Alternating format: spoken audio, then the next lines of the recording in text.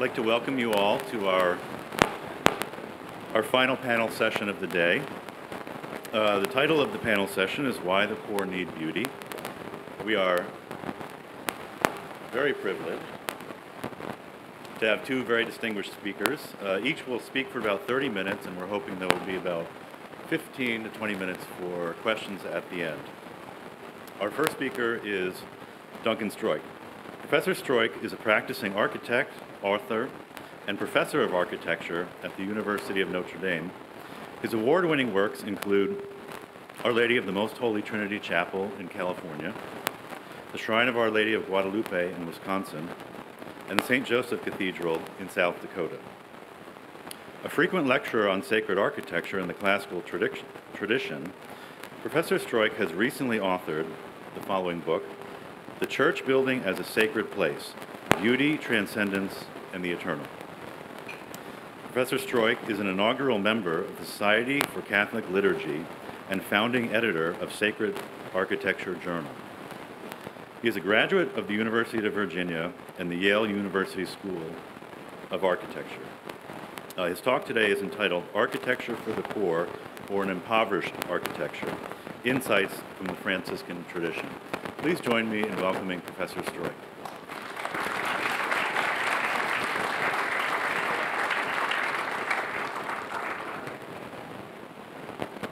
Thank you, Ryan.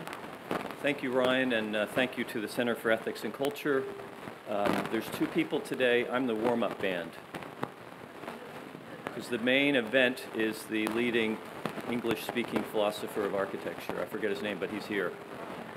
And he's going to be the main show. Are we able to dim the lights? Is that something we can do? Can we dim the lights? Just say yes or no.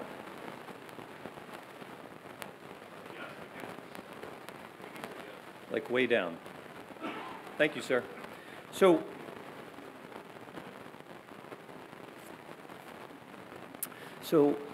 we're talking about Franciscan architecture, and part of the inspiration of that, of course, is because we have a Franciscan Pope.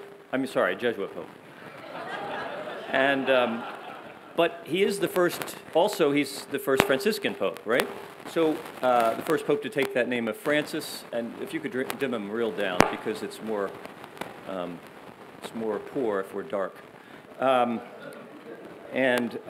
it's interesting that a Jesuit would take the name of Francis, and because, of course, St. Ignatius himself, in his early days, would always ask himself, well, is this something that Francis or Dominic would do? There's no way to get him really dark. All right.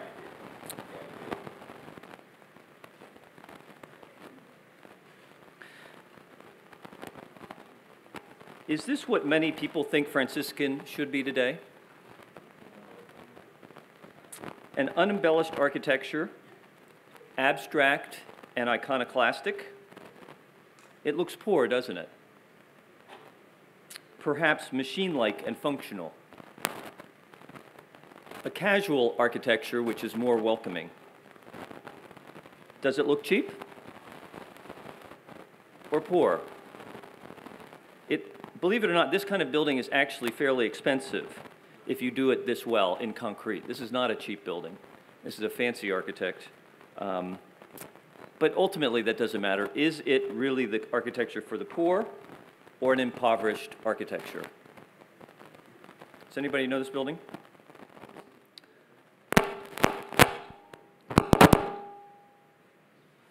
Can the friars at the top hear me?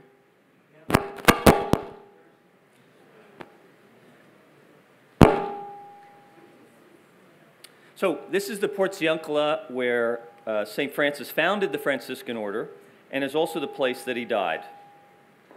I'd like to begin suggesting here that simple does not necessarily mean anti-traditional. And the Incarnation would argue against a mechanistic and iconoclastic architecture.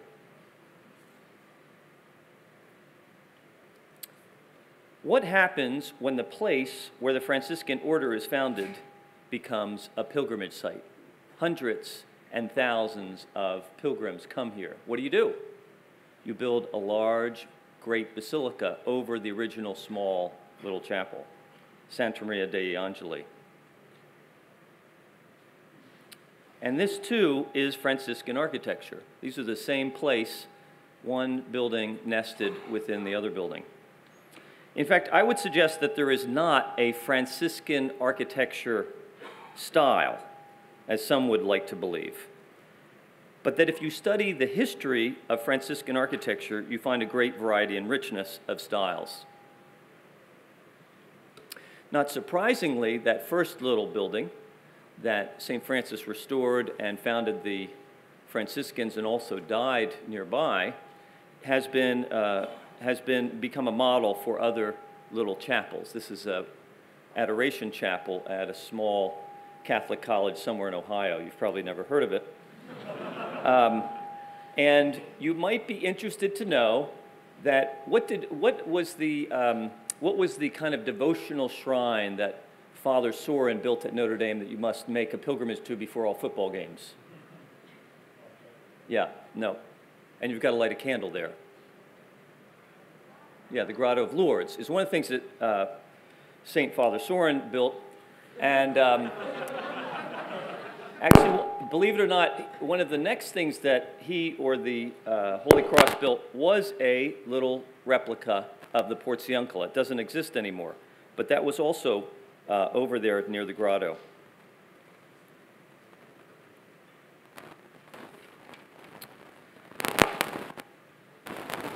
So Bonaventure, this is all me, isn't it? Bonaventure tells us this story in his Life of Francis. One day, when Francis went out to meditate in the fields, he was passing by the church of San Damiano, which was threatening to collapse because of extreme age. Inspired by the Spirit, he went inside to pray. Kneeling before an image of the crucified, he was filled with great fervor and consolation as he prayed. While his tear-filled eyes were gazing at the Lord's cross, he heard with his bodily ears a voice coming from the cross telling him 3 times, "Francis, go and repair my house, which, as you see, is falling into ruin." Trembling with fear, Francis was amazed at the sound of this astonishing voice, since he was alone in the church, and as he received in his heart the power of the divine words, he fell into a state of ecstasy. Returning finally to his senses, he prepared to put his whole heart into obeying the command he had received. He began zealously to repair the church materially, although the principal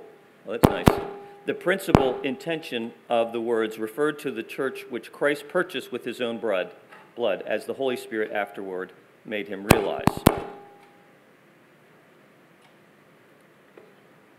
Here's San Damiano today. Have you been there? Now, modern commentators emphasize that this was only symbolic of St. Francis's repairing of the spiritual church. However, during his short life, how many years? 33. Francis rebuilt at least 3 churches with his own bare hands. And so I ask you, how many churches have you rebuilt? So I ask you, how many churches have you rebuilt? Santa Croce in Florence. I would suggest it was not just symbolic. In fact, whenever there is growth in the church with new religious movements that attract people, there is property to buy, mouths to feed, buildings to construct. In fact, the Franciscans have been some of the greatest builders and patrons of art and architecture in the history of the church. The Franciscan order employed art and architecture to build the faith. They went to where the people were, often building in towns where there was poverty or on the outskirts of the town. By founding new communities in towns and villages and building sacred architecture, this was a major part of how the Franciscan charism grew. In the dream of Innocent III, the Lateran Basilica was falling down, but was supported by an insignificant little man, Francis. Recognition of the saint's mission to support the church. Art has always recognized the Catholic Church as embodied by its buildings. So, in the Pope's dream, he sees the building as symbolic, which is very appropriate, I would suggest, in an incarnational faith. Have you ever been here? Is there such a thing as Franciscan architecture? The process of Francis's canonization was not yet complete when negotiations got underway for the construction of a monumental church in his honor. This was encouraged by the Vatican, the Friars Minor, and the city of Assisi, which aspired to become a place of pilgrimage, kind of like Holy Saturdays at Notre Dame. This is a very noble goal for a city. Pope Gregory IX, who loved Francis while he was alive and was the pope who canonized him, helped support fundraising and actually laid the first stone himself. The facade is simple, reminiscent of the Cathedral of Assisi and the tradition of Romanesque architecture in the region. You see the rose window, the symbols of the evangelists, the animal figures on the string course. So this is an architecture that grows out of the place, the tradition before Francis came along. Now this is interesting. You might not be surprised that the building is cruciform, but it has a free-standing altar over the tomb of the founder, with an altar in the west, not the east. And there's a papal throne in the apse. What does that sound like to you? Very Roman. Specifically, St. Peter's. The Franciscans were very oriented toward Peter and the Pope. Now, I believe that there are some major principles of sacred architecture that can be seen across the centuries, continents, and sizes of buildings. Franciscan architecture has, over its history, consistently reflected all of these principles. Those of you who have taken my class know that there are how many principles? 5. We don't have enough time to talk about them today. You'll have to take the class. However, there are specific charisms of Franciscanism that were either innovated by the Franciscans or were adopted and promoted of them. These are the principles that have made their mark on Franciscan buildings, and because of the great growth of Franciscanism, has not surprisingly became adopted by others, so that for most of us, they are considered the mainstream of Catholic art and architecture. 4 principles I suggest to you: architecture as evangelistic, architecture as pilgrimage, architecture as Eucharistic, and architecture as beautiful. So we'll start with Franciscan architecture as evangelistic. Of course, the Franciscans were great evangelists, preachers in the piazzas, drawing people to them. Here you see San Bernardine preaching in his town of Siena in front of the city hall, and the people there are coming to hear him. He's raised up, and he's preaching about the name of Christ. So there was the Franciscan himself who was evangelistic. How was the architecture evangelistic? Well, one of the things that the Franciscans continued and supported was the need for the piazza, for the plaza, something we're not good at in the U.S., the outdoor gathering space, and that the church would have a forecourt, and that could be a place for evangelism, for preaching. There's a couple of other things it's used for. It's also used in the good old days for accommodation, lay burial, the churches being treated as cemeteries as well as missions. The friars focused on the conversion of heretics, and believe it or not, these arcades at Assisi were places for pilgrims to sleep in originally, or at least to be covered and to be able to rest there or eat before the advent of tour groups and 3-star hotels. Of course, the Franciscans have been great missionaries to the 4 corners of the world. They built great churches with bell towers and monumental facades which evangelize. We see a similar example, although a little bit lower budget because it's the U.S. and we don't have as much money, in San Javier del Bac, which actually is another Jesuit Franciscan connection. Native materials combined with European and Spanish architecture. What about back in Italy? Here's the Frari in Venice.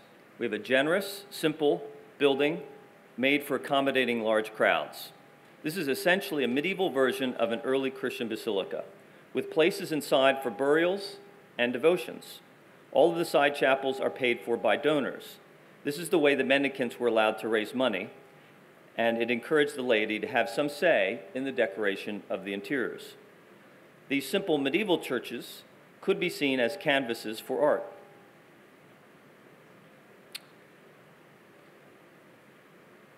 at San Francesco back in Assisi, with a pretty bright image there, Duncan, we have a more elegant Gothic interior than in Venice, but it still has a certain simplicity, the architectural simplicity, with only one nave. But here the walls preach or teach. What do I mean? Unlike the French Gothic cathedrals, where it is sculpture and stained glass that tell the story, the walls at Assisi are filled with the salvation story and the life of St. Francis. And here you see him giving up his cloak to the poor.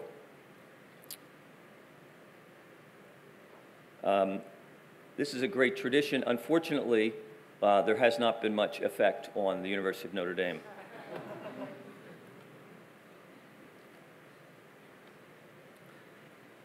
The second principle is an architecture of pilgrimage.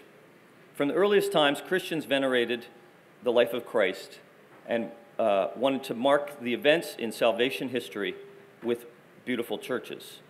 The desire then as now was to walk where Christ walked. Later, Franciscans became the custodians of the Holy Land. Constantine built a temple complex over the empty tomb of Christ. The building we have today should be seen architecturally as connected to the Franciscan architecture of Assisi. You can see that a little bit on the exterior with the wonderful Gothic arches and the tower. The Via Dolorosa, has anyone done this in Jerusalem? To relive, to participate in Christ's passion and death, to physically walk and pray the path of Christ and his cross. Pilgrimage is a symbol for so much Catholic devotions fostered by St. Francis and the Franciscans. Francis may not have invented it, but the Franciscans are rightly credited as great promoters of the Stations of the Cross, which allow all of us to have an anamnesis, to experience the Via Dolorosa in our villages and churches, though they are far away from Jerusalem. This is the Sacro Monte di Varallo, the Holy Mountain of Varallo, which was built as a new Holy Land. Guess who was the patron? Father Bernardino Caemi, who was a Franciscan. He had been the rector of the Palestinian Holy Places and was an ambassador to the Spanish court. A plaque tells us that Caemi tried to recreate the holy sites so that those who could not go on pilgrimage might see Jerusalem. The Sacromonte in Varallo comprises the minor basilica, which you can see there, and 45 chapels, either isolated or inserted into the large monumental complexes that dramatically illustrate the life, passion, death, and resurrection of Christ. Here we see an image of Christ appearing before Pilate, using architecture, trompe-l'oeil paintings, and over 800 life-size figures. The chapels narrate the events of Christ's life inside and around the walls of Jerusalem. So the idea is that you go from chapel to chapel and experience his life and then his passion, death, and resurrection. The other great city of pilgrimage, of course, is Rome. To visit the tombs of Peter and Paul, early martyrs, and the saints. Starting with the holy year of 1300, the popes took on the literal task of being Pontifex Maximus, building bridges, restoring churches, and accommodating the pilgrims who flocked there, providing ATM machines and more parking, etc.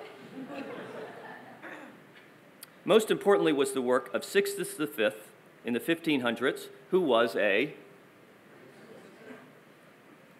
during the Counter-Reformation, he worked to make Rome a new Jerusalem and sought to reconnect the major sites with obelisks, straight streets, and other elements, fountains. These works did not simply improve the appearance of the city, they were the outward and visible signs of Rome's moral and spiritual reform. They were the means by which the Pope fulfilled his desire to fill Rome with the most holy testimonies of our redemption. Sixtus wanted the site of the works to, quote, animate the sacred images that he carried within his heart. And he especially rejoiced if ever the same thing would happen to us when we traveled throughout the city. One of the great undertakings of Sixtus V was to move the obelisk, which had witnessed Peter's martyrdom, from the place of the martyrdom to in front of the basilica. He also moved other obelisks, such as Santa Maria del Popolo and St. John Lateran. The third principle, Franciscan architecture as Eucharistic. Here we see the devotion of Francis to the Incarnation as it is expressed in the Eucharist.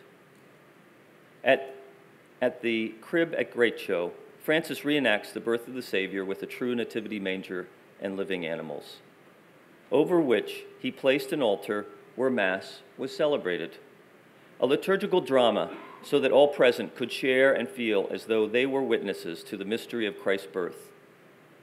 Greatcho was made, as it were, a new Bethlehem, which all churches in some way should strive to be.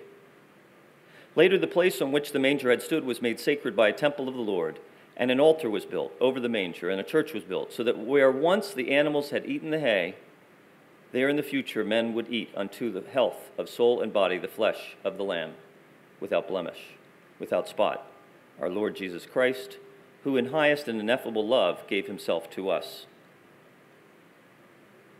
The Franciscans were some of the earliest promoters of beautiful tabernacles. Francis burned with love for the sacrament of our Lord's body with all his heart, and was lost in wonder at the thought of such condescending love. He received Holy Communion often, and so devotedly that he roused others to devotion too. The presence of the Immaculate Lamb used to take him out of himself, so that he was often lost in ecstasy. This is the other Sistine Chapel. This is the chapel built by Sixtus V at the great Marian church, Santa Maria Maggiore in Rome. And again, built by a Franciscan. This was conceived simultaneously as a giant reliquary chapel to enshrine two of Santa Maria Maggiore's most prized relics, the presepio, actual elements from the Nativity, from Christ's manger, and the body of St. Jerome, along with the relics of the Holy Innocents Sixtus translated from San Paolo fuori la Mura. In the course of its construction, it acquired an additional role. It became the chapel of the Holy Sacrament for the Basilica. And here you see the tabernacle of the sacrament, octagonal, two-storied, domed tempietto over 6 feet high. This is a microcosm of the Sistine Chapel itself. Bas-reliefs of angels bearing a monstrance, male Old Testament figures, scenes of Christ's Passion. On top, 16 angels with trumpets. The whole object borne aloft 5 feet above the altar by 4 bronze life-size angels. This tabernacle, not surprisingly, inspired Bernini's tabernacle at St. Peter's. And the devotional manuals of the time instructed the faithful first to pray at the altar of the sacrament when visiting the principal churches of Rome. This image explains what Sixtus the Franciscan was about. The relic of the true presepio was the raison d'etre for erecting this chapel, the proof of Jesus' incarnation and Mary's divine maternity. Placed in a subterranean chapel underneath, the presepio provides the base for the main altar. A stair with a confessio evoke association with devotional practices of Christian antiquity. What Jerome had done in Bethlehem, erecting an altar above the grotto of the Nativity and later electing to be buried there, Sixtus V also did in Santa Maria Maggiore. And here you see, above the presepio, above the manger, sitting on the altar, Our Lady presenting the Christ child, the Blessed Sacrament, to Sixtus the Franciscan. And this goes along with the Franciscan heavy use of simulacra. A recreation of a site means a recreation of an event. Bethlehem was interpreted as the Domus Panis, the house of bread. The manger is viewed as the equivalent of the altar, and the infant Christ as analog with the host. And this referenced the tradition, especially at Santa Maria Maggiore, the practice of placing the consecrated host, the Corpus Christi, on the relics of the manger during the papal celebration of the first Christmas Mass. Thus, in Sixtus's new chapel, this once-a-year affirmation became a continuous presence. This is the great church of San Cosmas and Damian, which is the mother church of the Franciscan TORs. And you see the great high altar, the image of Our Lady, the Madonna and Child, and below it, the great tabernacle. The Franciscans also had a great emphasis on Eucharistic processions, Corpus Domini. This, of course, is the idea of the architecture of Eucharist joining the architecture of pilgrimage. When Francis wrote his letter to all superiors of the Friars Minor, he wrote, "When the priest is offering the sacrifice at the altar or the Blessed Sacrament is being carried about, everyone should kneel down and give praise, glory, and honor to our Lord and God, living and true." And this is a nice tradition the Franciscans promoted, and another Notre Dame Holy Cross tradition that has been revived in recent years. The fourth principle, fourth principle, Franciscan architecture as beautiful.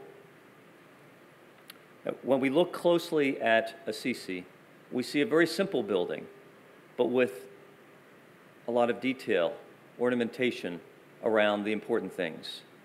The front door, with its wheel, with its statuary, its colonnettes, the circular rose window with images of the four evangelists, the decoration of the roof, and so on. Simple building with great detail in areas.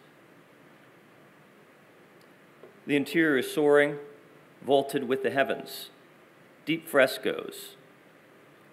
The Franciscans were patrons of some of the finest artists and architects in our history. And this is what should be pointed out. Cimabue, Giotto. The pictorial decoration of the upper church is a sophisticated iconographic program. Francis was the first major poet to write in Italian, and his feeling for humanity and for nature is often regarded as formative influence on the new realistic art of Giotto and his followers, hence on the course of Western art. Cimabue paints the four evangelists with their cities, the life of the Virgin and the Apocalypse, the life of Peter and Paul. Likely that the altar in the transept was dedicated to the apostles and the saints in homage to the two patron saints of the Church of Rome. And interestingly, not just one, but two frescoes of the crucifixion on either side of the transepts. Both transepts have images of the crucifixion. Here you see some detail of the beautiful marble work, the floral capitals, and even this wonderful, whimsical image of the human face. The lower church, in this very poor image, shows this magnificent lower church altar, which is below the other altar and is above the tomb of St. Francis.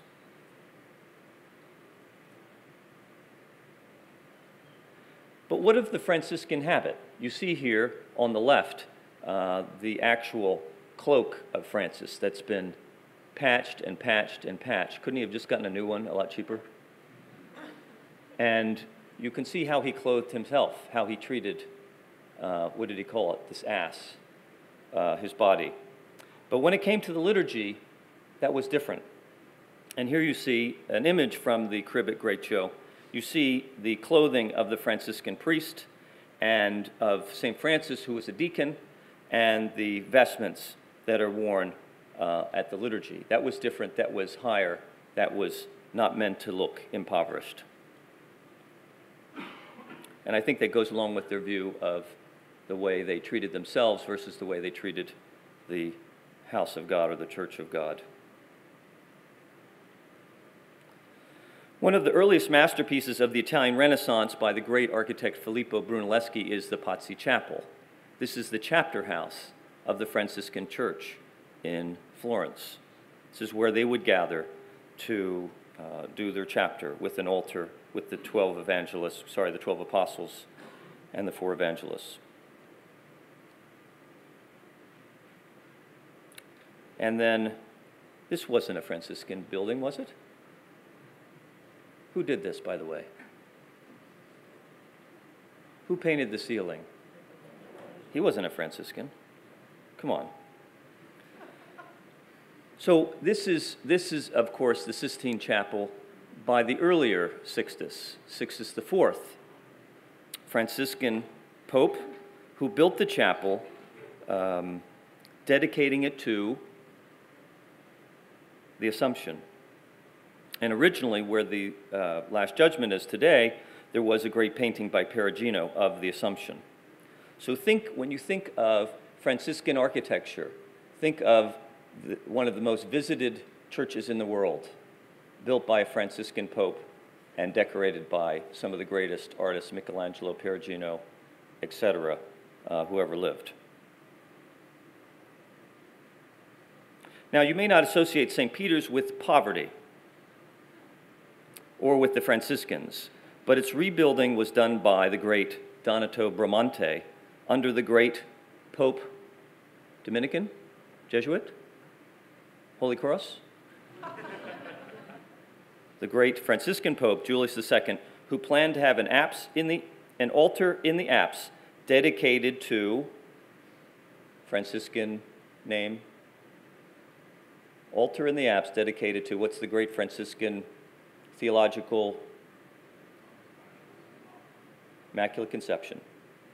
Julius II wanted to have an image of the Immaculate Conception in the apse as a good Franciscan, till the Dominicans got there.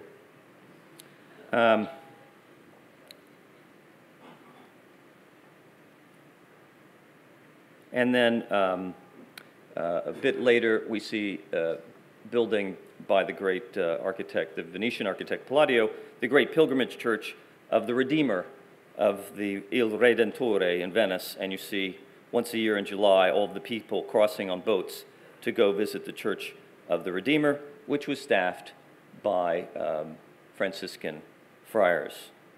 Here you see the interior. It has a simplicity. Palladio actually believed that churches should be white because God was purity himself, and that the only thing that should be colorful were the important things, the altar, the tabernacle, the side altars, etc. So this is a very simple but also very sophisticated building that had an incredible impact on the Venetian architecture of the future.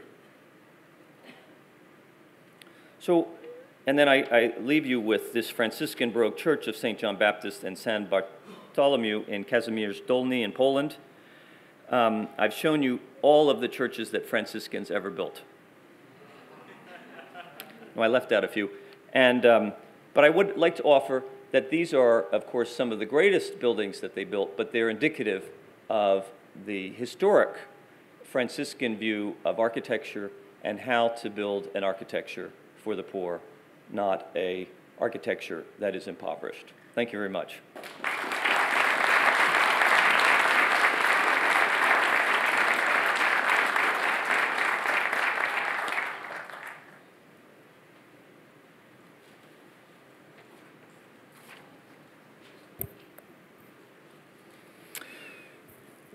Our next speaker is Professor John Haldane.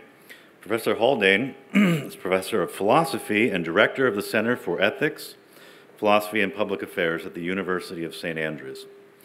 His research interests include issues in the history of philosophy, philosophy of mind, social and political philosophy, ethics, and aesthetics. Professor Haldane obtained a Bachelor of Arts in Philosophy in 1980 and a PhD in 1984, and has held fellowships from the Universities of Oxford, Cambridge, Aberdeen, Edinburgh, Pittsburgh, and most recently here at the University of Notre Dame with the Center for Ethics and Culture. A proponent of analytical approaches to the philosophy of Thomas Aquinas, he has authored or edited dozens of articles and books, including An Intelligent Person's Guide to Religion, Faithful Reason, Essays Catholic and Philosophical, Reasonable Faith, and Atheism and Theism. His talk today is entitled Houses of Noble Poverty, From the South Downs to the Deep Lagoon. Please join me in welcoming Professor Haldane.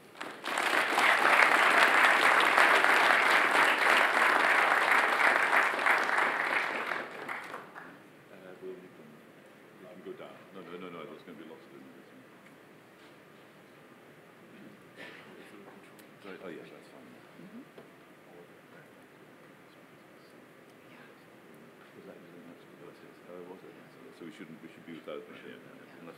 No, I don't. Okay, you can go ahead, yeah. That on? Yeah, you should be good. Very good indeed. Right. Well, thank you very much indeed. It's nice to be back. I was very grateful for the invitation to speak to the conference this year. It took the usual form of the invitations that I get to speak to this conference. I've done on 2 or 3 occasions in the past, but it just comes in the form of a direction, which is, it says, you will be speaking to the conference, and then that's followed up a little bit later, if I'm lucky, with an indication of my title, so I'm told what I will be speaking about as well. So I discovered that I was speaking about aspects of the aesthetics of architecture in relation to poverty, and that actually, I was grateful for that because otherwise I'm not sure really what I would have chosen to speak about. But in fact, having to think about this title or the theme, the general theme. Sorry, are you hearing me or not? Not quite. Sorry, somebody isn't hearing. You are hearing me up there, but somebody isn't hearing me at the back. Is it? Let's have a look. You're hearing me now, yes? Okay, good. No, I'm just saying I was grateful for this invitation, or I should say this direction, because in fact it got me thinking about something that I think I otherwise might not have thought about. And so what I'm going to be presenting for the next 30 minutes is really a sort of introduction to a theme that I think somebody could really turn into a rather interesting book. I won't be doing that, but if anybody wants this as a gift, they can have it. So I'm going to be talking about issues that really fall within the sphere of practical philosophy. I'm going to be talking about aesthetics, and sometimes people think of aesthetics as essentially contemplative rather than active. But in fact, I think that the theme, the broad theme, brings out quite nicely the way and the extent to which the aesthetic also embraces the practical, but also is engaged with ethics. So that will be a theme that will come out. Now, just to begin, I want to offer a few remarks of a sort of conceptual sort, really about the notion of poverty. And for these purposes, I want to draw a distinction, and then say a little bit about what I have in mind with that distinction, a distinction between what I'll call resource poverty and natural privation. And then I'll take about 5 or 10 minutes to do that, set out the philosophy, and then we'll move to the images, and I'll talk a little bit about what's going on in those. So the notion of resource poverty is a non-evaluative notion, and it's doubly relative. So you can be more or less resource poor, and it's relative in the following sense, that it's relative to an activity. So maybe the best way of introducing the idea of resource poverty is through the notion of a hypothetical requirement. So the form of a hypothetical requirement that I have in mind would be something like this. If you're going to do A, then you need B. And you will be resource poor if you don't have B, or don't have enough B to do A. So resource poverty here is really a kind of relational notion. With regard to some action or policy, activity A, you need B in order to do it, and you'll be resource poor if you don't have B or don't have enough B to do A. Now, I say that's a non-evaluative notion because it doesn't tell us whether doing A is worth doing at all, whether it's something good or bad or even necessary. I think just to get a little bit clearer about this, it's useful to think about what Kant had to say about the nature of moral demands. Kant famously thought that moral claims take the form of categorical imperatives. That's to say, they simply are statements to the effect that such and such is to be done, or such and such is to be avoided. In setting that out, that notion out, he uses a framework of analyzing certain kinds of imperatives. So the contrast he draws with categorical imperatives, the do this, do that, and so on, contrast he marks is between that and what he calls hypothetical imperatives. If you're to do such and such, or if you're to get so and so, then do such and such. So in the categorical, it's just do this. In the hypothetical imperative, it's if you're to get so and so, then do this. Now, what's less often observed is that, in fact, he subdivides hypothetical imperatives into what he calls technical imperatives and assertoric imperatives. And in technical imperatives, the antecedent of the hypothetical, if you're to do A, then do B, the antecedent, the thing that it might be sought for here, is entirely contingent, right? There's no, I mean, if you want to get to Chicago, then take this route. But you needn't want to get to Chicago. There's no necessity about wanting to get to Chicago. But in the case of assertoric hypothetical imperatives, the antecedent is in some way necessary. It's something that one couldn't fail to rationally to desire, or it's something that flows from one's nature as necessity. Now, with that idea in mind, let me introduce the notion of a privation. And my contrast is between, as I said, resource, poverty, and privation. So when we think about the nature of things, we can really draw a threefold distinction. If we're talking about some particular thing, we can draw a threefold distinction. And the distinction is between, on the one hand, its essence, what it is essentially, and then the further end from that, what it is highly contingently, where it happens to be, what it is doing currently, and so on. But in between essence and accident is a third category that is now not much discussed, which I think is a mistake, which is the notion of approprium, or propria. So approprium is not part of the essence of a thing, but it flows from the nature or the essence of a thing. And the medievals standardly gave us the example of approprium risibility. So they thought that the human capacity to be amused, the human capacity for laughter, doesn't belong to the essence of human nature as such, but it flows from that essence.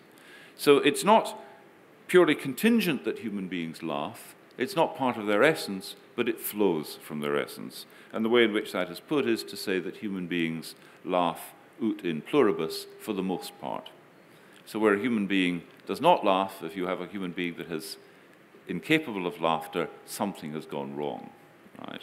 It's not that they're not a human being, because it's not part of the essence, but it is something that naturally flows from the essence.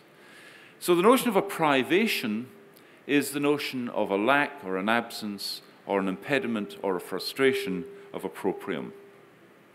So blindness, for example, it's not part of the essence, say, of human beings as rational animals that they be sighted, but it is approprium of human beings that they be sighted or that they be language users. And so an individual who is blind or an individual who can't develop their linguistic capacity and so on is impaired with respect to approprium. They suffer a privation. And what I want really then to say is this, that the meaning, the depth and the significance of poverty resides not in the notion of resource poverty, but in the notion of privation. What's bad about being poor is that in being poor, you lack or are diminished in your capacity to realize your human nature through these various propria, that in one way or another, things that would be valuable for you to do as a human being are often, not necessarily, but often impeded. Now, the next thing I want to say is this, is that aesthetic experience is a human proprium. It's part of, it's not part of the essence of human beings, but it is part of their nature in this extended sense. That human beings have an appetite for a certain kind of imaginative contemplation. That they turn their attention through the senses, through sight, through hearing, and so on, towards the appearances of things and take pleasure in those appearances for their own sake. This is an activity that only rational animals can engage in, because this kind of experience, this kind of imaginative experience, involves bringing the object of sight or of hearing and so on under a concept. It involves seeing it in a certain way. So, for example, when we turn to buildings, we might see these buildings as, in some way or another, expressive of certain human qualities, for example. Or we might see them as humorous, amusing, as threatening, and so on. So the capacity to respond to buildings in this way is an exercise of a human capacity, a proprium, the capacity for aesthetic experience. So with that in background, let me now start to talk about the set of buildings that I'm going to illustrate for you, and say a little bit of what's going on here. Now, all being well, let's see. Right, so just before I actually get to the buildings, let me explain. The buildings that I'm going to be showing you are all instances of almshouses. The term almshouse comes into use in the Middle Ages, but these buildings originally were called other things. They were sometimes called hospitals, and the notion of hospital here is related to hospitality. They were sometimes called hostels. Often such a building was called a domus Dei, a house of God, a maison Dieu by the Normans, a house of God, God's house, a bead house, and then the term almshouse comes on the scene, and the expression, which I've used as part of my title, a house of noble poverty. That expression appears in the statutes of one particular almshouse, which I will be describing shortly. Now, these institutions that were to provide hospitality and care for the poor came out of the Christian tradition. The tradition of the almshouse is really almost exclusively a Christian tradition. And the roots of it go back to Scripture, or at least the roots of the idea go back to Scripture. So let's just look at some passages. I'll just read them very briefly. So all the believers were one in heart and mind. No one claimed that any of their possessions was their own, but they shared everything they had with great power. The apostles continued to testify to the resurrection of the Lord Jesus. And God's grace was so powerfully at work in them all, that there were no needy persons among them. Occasionally those who owned land or houses sold them, brought the money to the apostles' feet, and it was distributed to anyone who had need. Now, about 3.5 centuries after that, or I suppose about 3 centuries after that was written, we get Julian the Apostate in a famous letter to the high priest of Galatia saying the following: "It's their benevolence to strangers, their care for the graves of the dead, and the pretended holiness of their lives that have done most to increase Christianity. We ought really and truly to practice every one of these virtues. In every city, I'm instructing you to establish frequent hostels in order that strangers may profit by our benevolence. It's disgraceful that when no Jew ever has to beg, and the impious Galileans support not only their own poor, but ours as well, all men see that our people lack aid from us." And what we can tell from that, what we can infer from that, is that there's already a well-established practice of care, a practice that in fact also includes a care within designated buildings. I'll come to an early illustration of one of those. And then in the rule of St. Benedict, we get this: "Let all guests who arrive be received like Christ, for he is going to say, 'I came as a guest, and you received me.' And to all let due honor be shown, especially to the domestics of the faith and to pilgrims. In the reception of the poor and of pilgrims, the greatest care and solicitude should be shown, because it is especially in them that Christ is received. So for as far as the rich are concerned, the very fear which they inspire wins respect for them." So he's really concerned with the reception of the poor in Benedictine houses.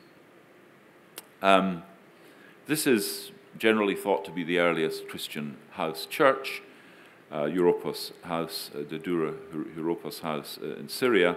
On this site adjacent to it is also or close by at any rate, is a synagogue.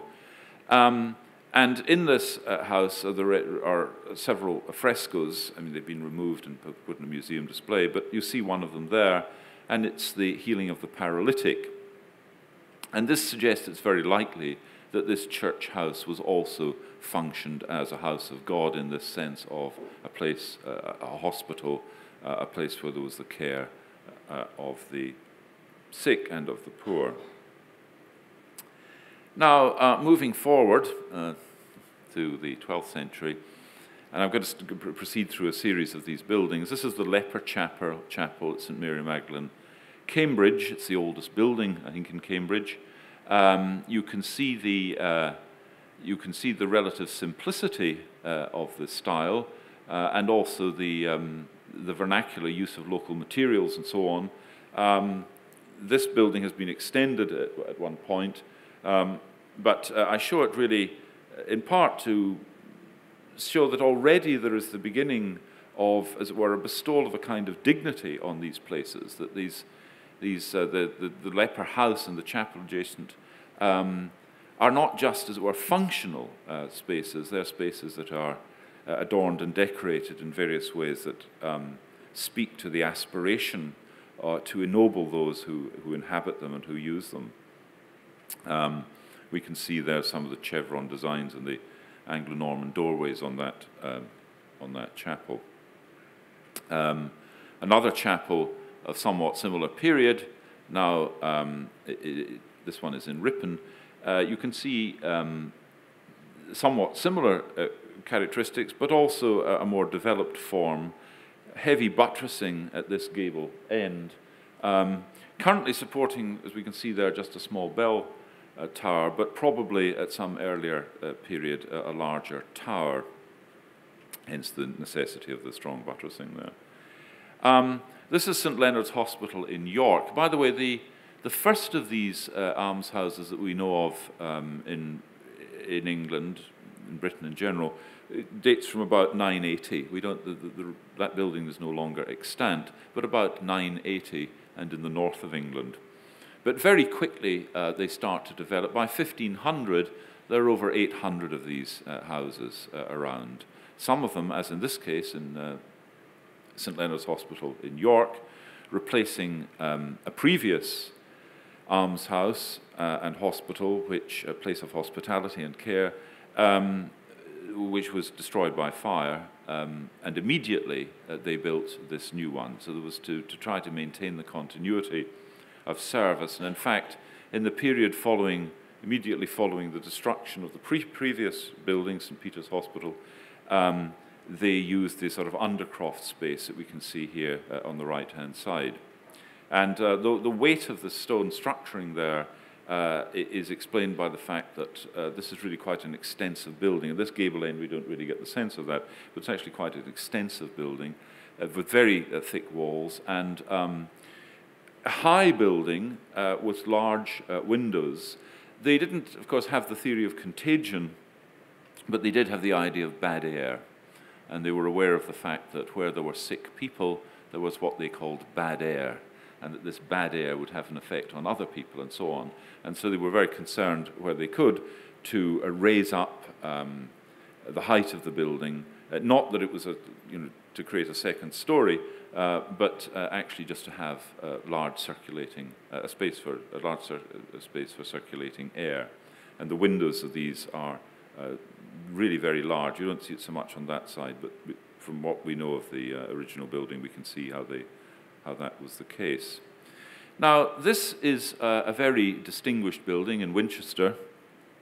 It was founded, this is St Cross Hospital Church, Winchester, and the almshouses, we'll come to those in a second, were associated with it. But this is the chapel of the almshouses, right? And it really is cathedral-like in its scale and dignity of structure. It's Norman Gothic, it's transitional in terms of its architectural style.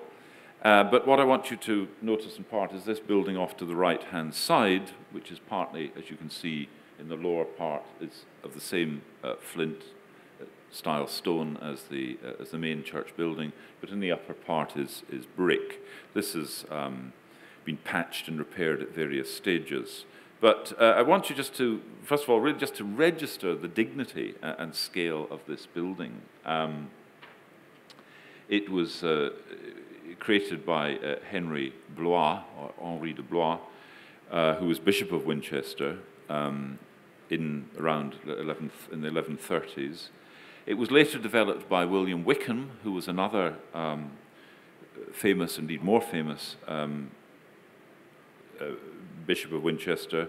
He was the founder of New College, Oxford, and also of Winchester School, which still functions, founded in 1382, and has been in continuous operation ever since. Winchester, in fact, pupils of Winchester, old boys of Winchester, are known as Wykehamists, after Wykeham's foundation.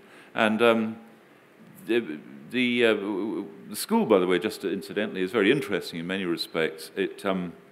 One is it has a class known as Div, in which it's just really up to the teacher entirely what it is they decide to teach. I mean, it's just a set element within the syllabus, but it's entirely up to the teacher. They can just teach anything they like. I mean, they could for the term just decide they were going to teach about stained glass, or they might talk about English literature, or whatever else it may be.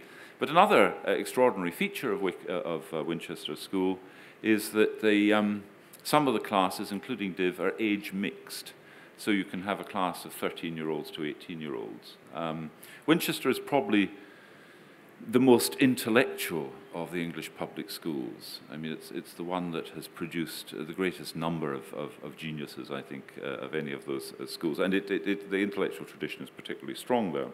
But Wykeham, who was the founder of the school and also of New College, Oxford, which is a kind of sister institution, enhanced the building of the St. Cross Hospital Church, and then it was further enhanced and developed by Cardinal Beaufort in the 15th century. Just to show you the interior briefly, you can see the sort of transitional styles, the movement from the rounded Norman to the more pointed Gothic, moving in that direction at any rate, and also this rather interesting stacking here of the layers of windows proceeding upwards. Now, the building that we saw in the first image of this with the red brick emerging to the right-hand side, we're now seeing it from the other side, and this is part of that coming away from the church. And this begins a series of almshouses with Beaufort in the 15th century. This is given a particular and distinctive expression, which we'll see in just a moment, which looks very like an Oxbridge college. And in fact, the style of the almshouses from the Middle Ages onwards is architecturally, non-accidentally architecturally connected to the kind of style that develops in the Oxford colleges, Oxbridge colleges. But let's just continue here. Now, what we see at this point, if you, over on the right-hand side, if you were to follow down what you can't see because of the edge of the church there, if you were to follow down, you'd be seeing these. But this further set of buildings, these are the Beaufort buildings, have tremendous dignity. This is the, I should say that this is the oldest existing charitable foundation in the United Kingdom, St. Cross Almshouses, continuously operating since the 12th century. Now, as we see, as we look down upon that, you can start to see the residences. These are the residences of the Brethren, and people are appointed to this residence. I mean, they're given they're given spaces in these almshouses, and this is, as I say, a particularly grand and striking foundation. Partly because successive bishops of Winchester were very keen to make their mark in the development of all of this, and so it was very grand indeed. And there are royal connections as well. These are the Brethren. Those in black are of the Order of St. Cross, the Hospital of St. Cross, the older foundation, and those in red are of the Order of Noble Poverty. The order of the St. Cross order, the black gowned figures, dates from the original Henri de Blois foundation. The red is from the period of Cardinal Beaufort. Now, this notion of noble poverty, by the way, is rather interesting. It's an ambiguous expression. It's an expression that some people wouldn't like because they think there's nothing noble about poverty. But we have to understand its historical sources. It plays in different directions, really. One is the idea of a kind of ennoblement in poverty, and that's what, not by poverty. Poverty is not the cause of the ennoblement, but the almshouses are an ennoblement of the poor. They bestow a dignity upon their occupants who otherwise suffer the kinds of privations which I spoke of at the beginning, or that notion of privation at any rate. But another reason for the term noble poverty is that alms knights, members of orders created by the crown, had the privilege of nominating a certain number of poor people to these almshouses. So if you were an alms knight, one of your privileges was to nominate one or more people to this. And so the poor were, as it were, then brought under the patronage of the nobility in that sense. So the noble poverty was the poverty that was, as it were, mitigated under the patronage of nobility. So it's a complicated notion. Now, moving forward, sorry, just tell me quickly how long I have to go, do you know? That's fine, yeah. So now we're going to shift. This is a house that is still known as a Maison Dieu, the House of God. This one is in Faversham in Kent, relatively close to Canterbury, and it dates from 1234. As you can see, I've got these notes here, commissioned by Henry III, dedicated to the Virgin Mary. By the way, if I just go back to the cross, the original, members of the Order of St. Cross were 13 in number, reflecting, of course, Christ and the Apostles. But in addition to that, provision had to be made for 100 people to be fed daily who would simply come to the gate. And it's, in fact, the estates, the whole scheme was endowed with estates, including farming and so on, in order to provide the materials for the poor, the food and the ale for the poor and so on. It was generally ale rather than water, because the water was too toxic. And it's still today, by the way, if you pass that gate, you are entitled to ask for ale and bread. So if anybody happens to be down in Winchester sometime, go and knock on the door of the gate and say you'd like your ale and bread. This also is, it's part of the statutes. They're obliged. It's the original de Blois statutes of the 12th century still obtain. The people who do this actually tend to be pilgrims who are making the pilgrim's way from Winchester to Canterbury, which of course is what would have been the case at a certain point from the Middle Ages, at some stage in the Middle Ages. But the original purpose of this was to feed 100 poor people a day. Now, the Maison Dieu in Faversham is, again, has this idea of an order established to it, the Brethren of the Order of the Holy Cross, plus 2 clerks, that is to say clerics, which is to say priests. And so those 2 clerks, their function was to pray for the benefactors of the house. Now, one thing I want you to observe about this house, so this is it in about 1890, I think, this photograph, and you can see that there's no marking it out, as it were, as something special. It's another house. It's not, as it were, surrounded by, in the way that in the present day one might think of an historic building, as it were, set apart, railings around it and one thing and another to protect it and so on. This is still a functioning building about 700 years after its creation. But this is it today. And the interesting thing to see is it just follows the street line there. So to right and then to the left, running behind it, you see really just very ordinary houses. And in fact, when we go to the next image, which again is of it today, you can see that actually the A2 motorway just runs along. I mean, it's not a major motorway, but you've got these sort of, this petrol tank or whatever it is, gasoline tanker, just trundling past this house. And now what we can see actually is that there's a second house. This style is known as Kent weatherboarding, this overlapping.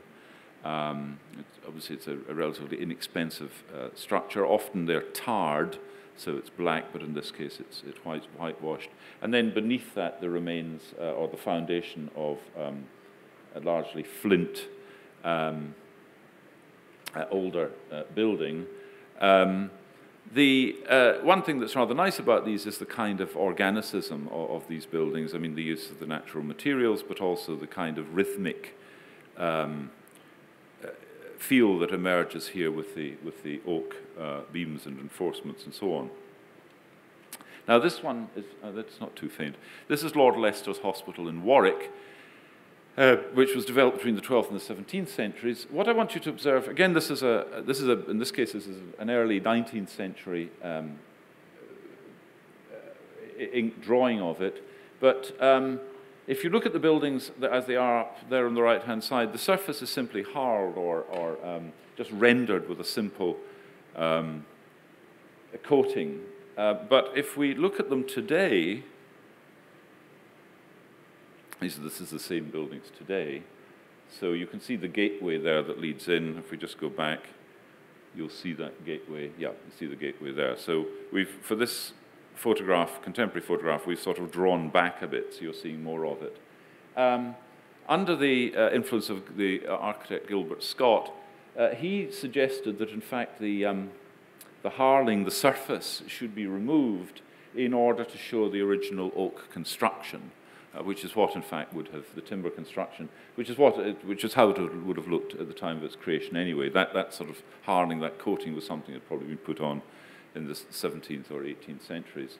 And I think it's very easy to see the great charm in these buildings. One thing that I want to emphasize is the importance of the facade. I mean, the importance accorded by the architects to the facade here. It is the face of the building. And this aggregation of, on the one hand, diverse, but on the other hand, somewhat similar facades to create, as it were, along the street line, this broader entity. It really is like the sort of massing of the individuals within those into a kind of community. So there's a sort of, the architectural form gives expression to the lives of an assembled community here. And these diverse faces, come together in a sort of rather generally appealing and cheering appearance. This is it again, now up on the high ground, as it were. And again, see the significance of the fact that it just runs along the street line here. This is not in any way separated off. It's not as if these almshouses are kept somewhere else. They're part of the integral structure of the town. And then again, you see some older buildings. These are not alms buildings on the other side. And of course, over the years with the movement and so on, they're tilting out in that way. But see the articulation of the facade, the complexity, and so on. It bestows a great dignity and interest, visual interest in these buildings. This is the almshouses in Stratford-on-Avon. These were developed from 1417 onwards. Now, again, there's a kind of unity achieved, but it's not a sort of monotonous patterning. The fact of the separate doorways and so on indicates and establishes the distinctness of the homes. So people are not just being stuck into a kind of institutional hall. I'll be quick. They're actually, each has been given a home. So let me just move through the images quickly. This is a restoration. This is the back of these houses. So again, I want to emphasize that these are living institutions. They're not just sort of historical, antiquities to be, visited on a tour of Stratford-upon-Avon. These are people's homes, and this is how it's developed at the back. This one has the grandeur, seeming grandeur of, say, a Cambridge college, but I just want you to sort of take that in for a second, and then I'm going to switch to an image of it inside, behind, as it were, the gate, and I want you to be struck by the scale of it. So there we see a certain kind of grandeur, and there we realize that actually they almost look like toy houses, don't they? It's very extraordinary, isn't it? You see it from that. So what's happening here is that relatively modest buildings are having bestowed upon them a kind of dignity, which is thereby sort of ennobles their occupants. And their occupants are the poor. Right? These are not the homes of the nobility. These are homes of the poor. I mean, visually, there's a lot that's very interesting in this, the rhythm, really, as it moves across. There's two kinds of movement, I think, visually in this. I mean, there's the one as we follow the pitch here, and the mullion, above the mullioned windows and so on, which is kind of arrested at this rather dignified archway and then is resumed as we move around. But there's a second movement, which is the turning chimneys. I mean, they're not literally turning, but the way that they're angled, they're rotated, as it were, in their structure, so that actually the whole thing is sort of brought to life with a degree of movement. But just look at the size of it. It's tiny. And very quickly, I mean, these are in Wales. I'm just trying to show something of the diversity of these buildings. What happened, by the way, was that at the Reformation, I mean, after Henry VIII broke with Rome, and the confiscation of church property, the dissolution of the monasteries, and so on, these almshouses that were, by that point, in all cases attached to religious institutions, then were appropriated. Often the monastery buildings and estates were given over to new nobility, but eventually they were recovered. But again, and then new people recognized the need that had been met by this in the past, and so started to build again. But again, look at the charm of this, I think. The little canopies above each door bestow a kind of a face upon the building and a certain dignity as well, I think. And again, this shared common life, often with an additional hall as a shared space. These are almshouses from the 17th and 18th centuries. Again, you know, very much in the vernacular style, a very different style here. But again, see the great charm of those. The detailing around the window here, like an eyebrow over an eye, whatever it may be, very expressive and a delight. And anybody who lived in one of these could feel real pride, I think, in having this as their home. Now, very quickly, these are Trinity almshouses in London. These were for commanders of ships and so on. But I want you just to look at the detail, the way in which the sort of the nautical feel is contained with the ship's mast here, the detailing here. Just look at the attention, in other words, that's bestowed on what are essentially houses for people who are in one way or another destitute or would otherwise be. This is a very nice one in Lancashire. This is, in fact, connected with John Sharnburn of Stonyhurst. Some people will know Stonyhurst, the Jesuit college, here in the kind of Jacobean, come Queen Anne style. Bristol, now converted to a bank. And then I switched from that to Boston almshouse. The tradition of the almshouse came across the United States with the Puritans. In Massachusetts and in Pennsylvania were the two main parts in which they were developed. But I want you to see how they change now. They've become big block institutions. The only reason that they're given any significant architectural form is not for their inhabitants, but for those who live in their locality, so they don't have to look on what is, just essentially something like a prison block or whatever it may be. These are just big, large institutional buildings. This is the State Almshouse in Massachusetts. And then I end with Laguna Honda in San Francisco. And this, what I want you to see here is this is in the Spanish Revival style and so on, but it has a face, it has a certain dignity and so on. But it was, well, not replaced, but extended and developed, and I want you to see the recent extension and development. This is the plan for it, and there it is. Now, I want you to contrast that, if you would, with even the earlier building there, and then now we have this. And what's interesting, there's so much could be said about this, but notice the abandonment of anything that would constitute a street line. And what we have instead is an empty space. These spaces down here, there's some agriculture and so on, but in fact, it's not really a space that's very inviting. It has no direction, there's no obvious route through it and so on.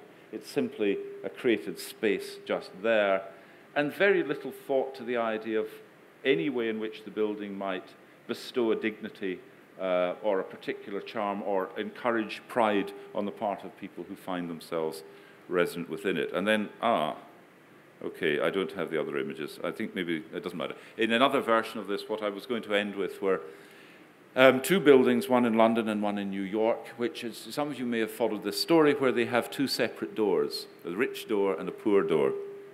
And it's a pity I don't have the images, actually, but there's one, you can easily track these down. Just look Google poor doors. But the interesting thing about it is that it is to separate the two sets of occupants, because there's some social housing attached to it and so on. And so if you're in the social housing, you go through the poor door, and if you're in the expensive housing, you go through the rich door. But what's interesting about it, I mean, there may be reasons to separate these populations, one could discuss that, but what's very interesting is that no effort is made to give any kind of design to the poor door. It's just a purely functional sort of entrance. And it's almost as if it's sort of rubbing people's noses in the fact that they inhabit the poor door, whereas in the tradition of these other houses we've seen, people are ennobled by the poor, the quotes, poor housing they inhabit. So I'll stop there. Thank you.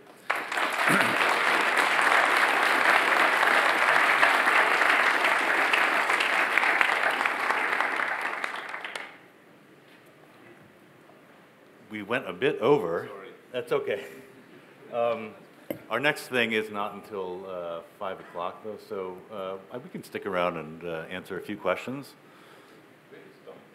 There he is. So maybe the two of you could come sit here. We'll start over here. Yes, I'm Philip Bess. I'm in the School of Architecture. I don't really have a question, but I have a comment. First of all, I want to thank both Duncan and Professor Haldane for these presentations. And I think particularly Professor Haldane, the almshouses in England have their analog, I presume throughout Europe, but the ones that I know best are the God's houses in Belgium, in Yes. Flanders, Yep. in Bruges in particular. I'm most familiar with them.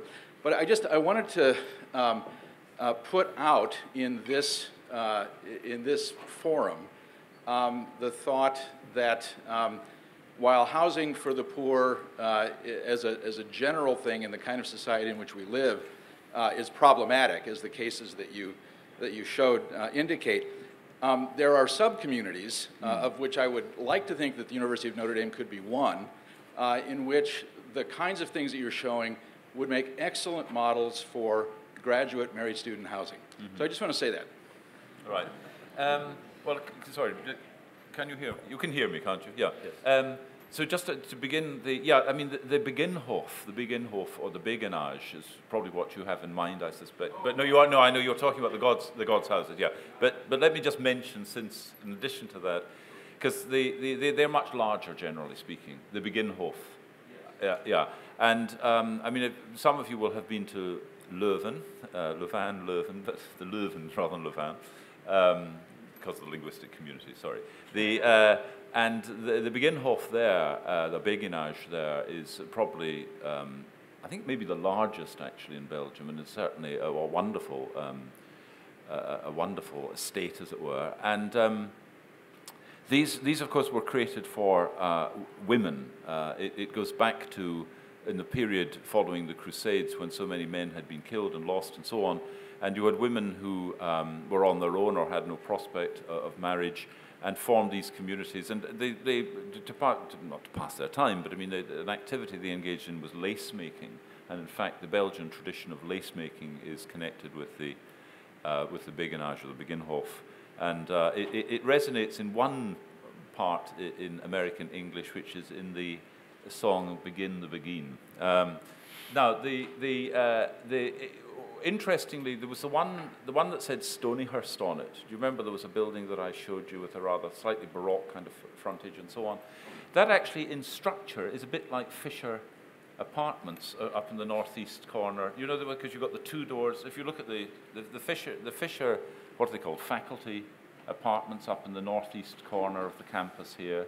If you look at the structure of those, you have two doors on entrances for two flats at the bottom part, and then upstairs you have three, a balcony, a conjoining, a bridging balcony, and then three doors, which is exactly the same structure as that.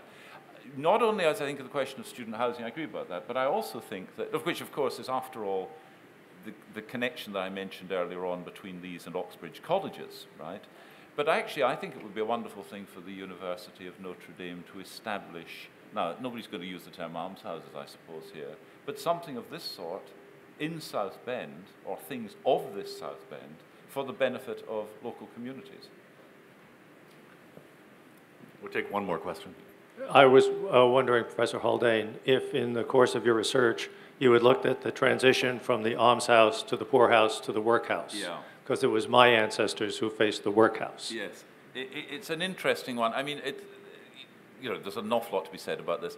Part of it comes with urbanization and the migration of populations off the land and into the cities.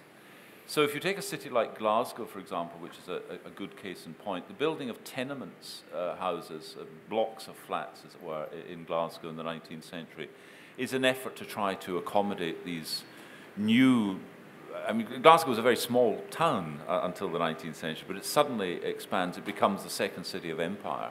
And there's a massive population of Irish immigrants, of people from the Highlands who've been dispossessed by the land clearances and so on, all suddenly needing housing. And the tenement is a solution to that. But the poorhouse is also an institutional solution to the deprivations of urbanization. I mean, where you've got people, it's the kind of thing that Dickens makes a great theme of his writings, the moral degradation that befalls the poor when they're confined, the moral contagion, along, as it were, with the physical contagion and so on. So sexual child abuse, drunkenness, drug-taking, violence, domestic violence and so on, were all features of the newly developing cities in the industrial, particularly in the industrial period, both in Britain and in North America. I mean, in New York, for example, in Philadelphia, as these places grow very rapidly, housing doesn't keep up with it. The kind of housing that's created crams people together and so on. These problems arise, and then the poorhouse comes on the scene. Yeah, it's another narrative. The reason that I didn't say very much about that, sort of hinted at it in some of the later slides, is that I'm more interested in the architectural forms, but there is a whole social history to do with that. Yeah, and in fact, the term almshouse ends up being used for things that were not at all almshouses in that sense. Well, before we thank our speakers, I just want to alert you to something. Copies of Professor Stroik's journal here, Sacred Architecture, are available somewhere in the back there? Back there. And as well, if you enjoyed or were unable to hear his talk, you can pick up a copy of his book as well. It's being offered at 25% discount. So back there as well, too. So please take advantage of that. And please join me in thanking our speakers.